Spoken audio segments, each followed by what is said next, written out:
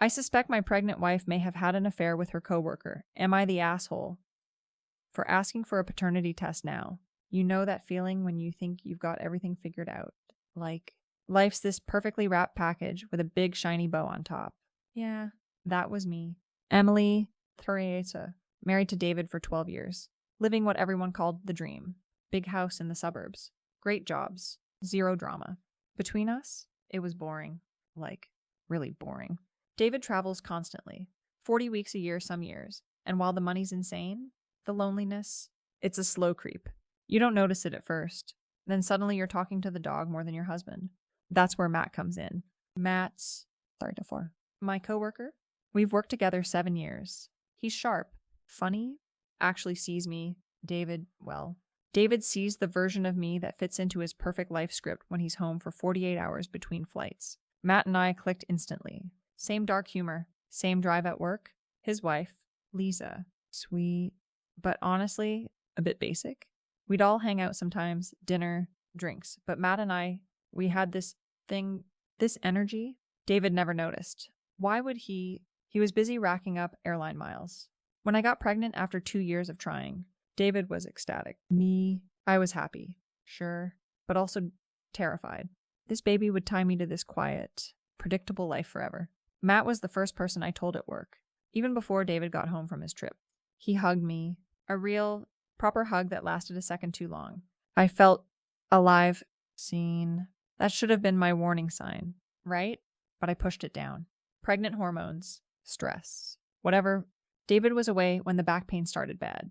Like, couldn't sleep, couldn't walk bad. Matt offered to come over with his foam roller.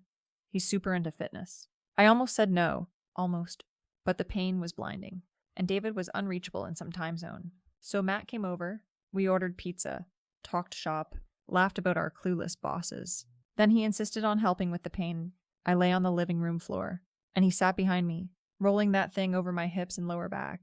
God, it felt amazing. He was gentle, focused, his hands warm through my shirt. We ended up under the same throw blanket on the couch later, feet touching, watching some dumb comedy. It was intimate. Comfortable? Wrong. But I told myself it was just friendship. Just relief from pain. Just human connection. Something I desperately craved. Then David called, "Hey," just checking the cameras. "Seeing how you and the dog are doing?" My blood froze. The cameras? We'd installed them after some weirdo stalked me online years ago. David checked them constantly when he was away, messing with me through the speaker. I hadn't even thought. Oh. "Hey." "Yeah, just chilling," I stammered. Matt froze. "Who's that?" David asked, his voice tight. "Just Matt." He brought his roller, helped with my back, I said, way too bright. "Put him on," David said flatly. Matt looked like he'd seen a ghost. He mumbled something, grabbed his stuff, and basically bolted. David didn't say another word, just hung up. My stomach dropped. The optics. Oh God. The optics. Feet touching under a blanket. Him straddling me on the floor. It looked bad. Really bad. But it wasn't. Why couldn't David just trust me? 3 days later, David came home. Cold. Distant. The air was thick. He finally cornered me in the kitchen. "So, Matt, and the blanket, and the floor?" Care to explain what I actually saw? His voice was dangerously calm. I burst into tears. Real tears. Partly from fear, partly from sheer frustration. David. I was in agony. He was helping. He's my friend. Why are you doing this? I played the pregnancy card hard. The stress, you know how high risk this is. Why are you attacking me when I need your support? He just stared. Would you have done that if I was home? On the floor. Under the blanket? He asked quietly. I hesitated. Probably not, I admitted. But only because you'd have offered. It wasn't like that. He sighed. This deep, tired sound. Okay. Okay. But the doubt was there. A crack in the perfect glass.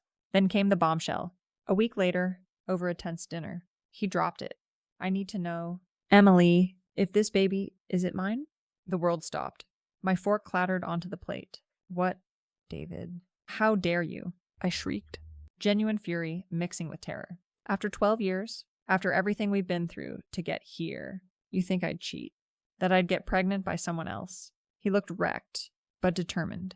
The timing feels off. The situation with Matt? I I need to know. For sure. For me? I cried. I begged. I raged. I called him paranoid, cruel, insane. You'll destroy us. You'll destroy me. The stress could cause a miscarriage. David, is that what you want? But he held firm. A test. Non-invasive? When it's safe. Or after the birth. But there will be a test? I felt like I was drowning. How could he, after all, I'd given up for his career. For this life.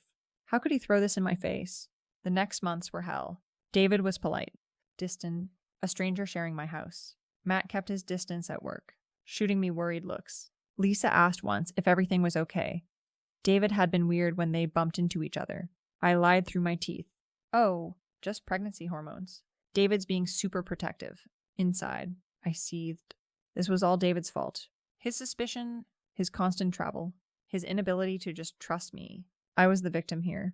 I was the pregnant one. Sacrificing my body? Dealing with pain? While he tore our marriage apart over nothing. The paternity test hung over us like a storm cloud. I agreed. Eventually, just to stop the arguments. But I made it clear, this is your insecurity. David, this is you choosing doubt over your wife and child. Labor was brutal. 30 hours. Ended in an emergency C-section. Our son, Leo, was perfect. 7 lbs, 10 O's. David's eyes. My chin. David held him. Tears streaming down his face. Whispering promises. For a moment, the old warmth flickered. Then the nurse mentioned the test kit David had arranged. The chill returned. My recovery was awful. Infection? Complications. I ended up back in the hospital twice. Weak, in agony, barely able to care for Leo. David was perfect. He took leave, handled nights, fed me, cared for the baby. He never mentioned the test, not once. He just did what needed doing. I should have been grateful. Instead, I felt resentful. Like he was only doing it to prove what a great guy he was. To offset his cruelty. I hated feeling so dependent. So vulnerable. The test results came back.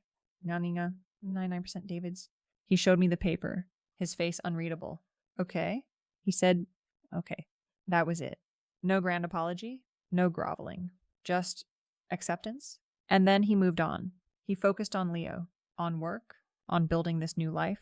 Me, I was stuck. The physical pain faded, but the damage was done. The infection left scarring. The doctor said another pregnancy would be extremely high risk, possibly dangerous. David never pressured me, but I saw the quiet sadness in his eyes sometimes when he watched Leo with other kids. The life we planned, the big family, was gone, shattered. Not by the affair I never had, but by the doubt David planted. The doubt that festered because I'd let a boundary blur with Matt. Because I'd craved attention I wasn't getting at home. Matt transferred offices. Lisa stopped calling. David and I, we co-parent. We're polite. We live in the same house. But the marriage, it's a ghost. David found his footing again. Thriving at work. Doting on Leo. Even making new friends. He seems lighter. Happier. Me, I'm alone in this crowded house. I have my son, and I love him fiercely. But I lost my husband. I lost my best friend Lisa. I lost the future I thought I wanted. And the worst part, deep down. In the quiet moments when Leo's asleep and David's working late, I know it wasn't just David's suspicion that broke us. It was my own selfishness, my loneliness, my willingness to dance on the edge of that line with Matt because it made me feel something. Anything. I'll never admit that out loud. Of course, David doesn't deserve that absolution. But between us, yeah, I played with fire. And even though I never technically cheated, I still got burned. I lost everything that mattered. And the karma, it's not David moving on. It's waking up every single day knowing I did this to myself. Knowing I have no one to blame but the woman staring back in the mirror. And God, does she look stupid? The silence after David said okay was deafening. He just took the results, folded them neatly, and put them in his wallet, like it was a receipt. Not the verdict that supposedly cleared me of the ultimate betrayal. Not the paper that should have been the key to unlocking his trust again. Just paperwork? He went back to Leo's bassinet, gently stroking our son's tiny fist. He's got your chin, David murmured. His voice soft, almost reverent. It should have been a moment. A bridge, but it felt like a wall. He wasn't talking to me. He was talking about Leo. About my chin? Like I was just a contributor, not his partner. The days blurred into a haze of newborn chaos and suffocating tension. David was hyper-competent. Diapers. Feeding. Burping. Rocking. He did it all with a quiet efficiency that was both impressive and infuriating. He'd bring me meals, Water? Pain meds. Ask if I needed anything. His voice carefully neutral. No anger, no warmth. Just duty? It felt like he was caring for a roommate who'd had surgery, not his wife of 12 years who'd just given birth to his child. I tried to initiate conversations. About Leo, about work, about anything. He'd answer politely, briefly, then find a reason to walk away, usually towards Leo. The baby was the only thing that seemed to draw genuine emotion from him now. A fierce, protective love that was beautiful to witness and utterly agonizing for me, because it felt like that love had been transferred entirely from me to Leo. I was just the vessel. My second hospitalization was worse than the first. A raging fever. Searing pain where the C-section scar was supposed to be healing. They rushed me back in, pumped me full of antibiotics. David stayed with Leo, bringing him for brief visits. I'd lie there, weak, shivering, watching David hold our son, talking to him in that low, soothing voice he used to reserve for me. Now it was all for Leo. It's okay. Buddy, Mama's gonna be okay soon, he'd whisper, rocking Leo. The words were meant for Leo, but the look in David's eyes when he glanced at me, it wasn't concern. It was resignation, like he was just enduring another obstacle. One night, delirious with fever, I begged him to stay. Please, David. Just hold my hand, like you used to. He paused by the bed, Leo asleep in his carrier nearby. He looked at my outstretched hand, then at my face. For a second, something flickered in his eyes. Pity. Exhaustion. He reached out, but it wasn't the warm, enveloping grasp I remembered. It was a brief, impersonal squeeze, like shaking hands with a colleague. Get some rest. Shall, he said softly, then picked up Leo's carrier and left. The click of the door echoed louder than any accusation. I cried myself to sleep, the tears hot against my cool cheeks. The physical pain was nothing compared to the hollow ache in my chest. When I finally came home for good, the house felt different, colder. David had set up a nursery down the hall, painted a soft blue. It was perfect. Everything David did was perfect, except for the part where he looked right through me. We fell into a routine dictated by Leo's needs. David took the night shift mostly, saying I needed to recover. I'd hear Leo fuss, hear David's comforting murmurs from the baby monitor, and feel this profound sense of exclusion. I was Leo's mother, but David was his primary caregiver, his comforter, his world. I was just the woman who fed him sometimes, whose lap he occasionally napped on. The social isolation was crushing. My friends, mutual friends with David, stopped calling as much. I knew David hadn't bad-mouthed me. He wasn't like that, but the awkwardness was palpable. They didn't know what to say. How's David? They'd ask carefully, avoiding my eyes. Fine, I'd snap, then immediately regret it. I felt like a leper, the only person I desperately wanted to talk to, the only one who might understand the complicated mess inside me, was Matt, but he was gone. Transferred to the Dallas office a month after Leo was born. He'd sent a brief, impersonal email. Heard about the little guy? Congrats. Wishing you all the best. Matt, no personal number? No offer to talk. Just gone.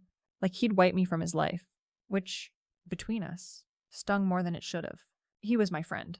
My good friend. And he'd just abandoned me when things got messy. Typical man. Lisa was worse. She stopped responding to my texts entirely. The last time we'd spoken, just before Matt left, she'd called me. Her voice was icy. So, Matt's moving to Dallas. I know, I'd said, trying to sound casual. Big opportunity for him. Is it? Lisa had laughed. A harsh, brittle sound. Or is it because he couldn't stand working in the same building as the woman who nearly destroyed his marriage? Who did destroy her own? Lisa. Nothing happened? I'd protested, my voice trembling. David knows that now. The test proved it. The test proved Leo is David's. She'd shot back. It didn't prove you weren't a selfish, attention-seeking bitch who played with fire and got burned. Stay away from me. Emily, and stay away from my husband. She hung up. I stared at the phone, tears blurring my vision. She wasn't wrong, not entirely, but it still felt like a knife twisting. David finally talked to Matt. I don't know when. Exactly. David just mentioned it one evening while we were silently eating takeout. Ran into Matt before he left. At the airport. My fork froze halfway to my mouth. Oh! I tried to sound nonchalant. Yeah. We talked. David took a bite of his food. Chewed slowly. The suspense was killing me. And I finally prompted. He looked at me, his gaze direct. Unreadable. He swore nothing ever happened. Said he was just trying to help a friend in pain. That he felt awful about the optics. He paused. I believe him. The relief that washed over me was immediate. Dizzying. See, I told you. Nothing happened. David held up a hand. I believe him, but that doesn't change what I saw. Or how it made me feel, or the fact that you let it happen. That you needed that from him when you should have felt comfortable asking me, or waiting for me. The relief curdled into resentment. I was in agony. David, you were in Singapore. What was I supposed to do? Suffer until you deigned to come home. You could have called me. You could have told me how bad it was. You could have waited for your husband. His voice was quiet, but the accusation was loud and clear. I had no answer, because he was right. I could have called, but I hadn't. I'd called Matt, because it was easier, because he was there, because I liked the attention. I hated admitting it, even to myself. The final blow came about 6 months after Leo was born. David had taken him to the park, their Saturday ritual. I was supposed to join them, but Leo had been fussy all morning, and I felt drained, emotionally and physically. I decided to stay home, needing a minute of peace. Around noon, I realized I'd forgotten to pack David's favorite snack bar, feeling a sudden, desperate urge to do something nice, something wifely. I grabbed the bars and drove to the park. I spotted them easily. David was pushing Leo on a baby swing, laughing as Leo squealed with delight. And standing next to David, chatting easily, was a woman I didn't recognize. She was pretty in a natural, understated way, long brown hair, kind eyes, wearing simple jeans and a sweater. She wasn't trying, she just was. David was smiling at her, a real, relaxed smile I hadn't seen directed at me in years. He looked happy, genuinely, unburdened happy. I stood there, hidden behind a large oak tree, clutching the stupid snack bars like a lifeline, and watched. The woman, let's call her Sarah, because that's what David called her when he introduced her to Leo, leaned down and tickled Leo's belly. Leo giggled, reaching for her. David watched them, his expression soft, affectionate. It wasn't romantic, not yet, but it was connection. Easy, natural, unforced connection, the kind I used to have with David, the kind I'd thrown away for a few stolen moments of feeling seen by Matt. A wave of nausea washed over me, worse than any morning sickness. This was it. This was the karma. Not David yelling, not David leaving, not David hating me. It was David moving on, finding warmth, finding ease, finding life with someone else. While I stood alone in the shadows, holding on to a marriage that was already dead, clinging to a man who looked right through me, unless our son was involved. I turned around, got back in the car, and drove home. I threw the snack bars in the trash. I went into Leo's perfectly organized nursery, sat in the rocking chair, and finally, truly let myself break. I cried for the life I'd lost, for the trust I'd shattered, for the future that was now just a collection of what-ifs. I cried for David, who deserved so much better than the selfish, lonely woman I'd become. I cried for Leo, who deserved parents who loved each other, not just coexisted. And I cried for myself, for the profound, bone-deep loneliness that was my punishment. I had danced on the edge of betrayal, craving a spark I thought David had taken away when he traveled, when he was absorbed in work. But the spark hadn't been in Matt's hands or his attention. The spark had been in my hands, in my choices, and I'd thrown it away for nothing, for a fleeting feeling that left me with nothing but ashes. David was finding his light again, and me, I was sitting in the dark, alone, with only the echo of my own devastating choices for company. The karma wasn't just losing David. It was the inescapable, crushing realization that I had no one to blame but the woman staring back at me in the mirror every single day. And that, truly, was the most unbearable punishment of all.